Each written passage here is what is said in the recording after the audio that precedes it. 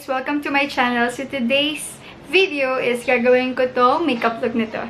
So if you want to see how I did this makeup look, just keep on watching.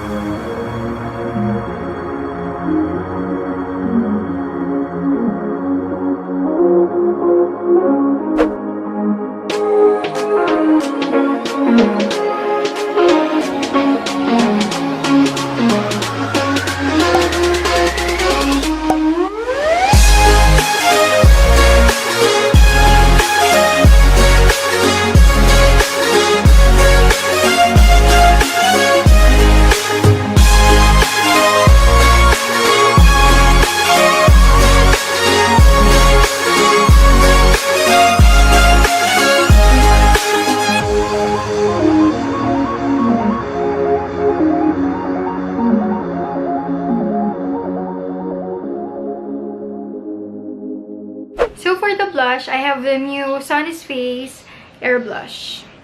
I have the two shades only, the dull and the peach one. So for this look, I'm going to use the peach.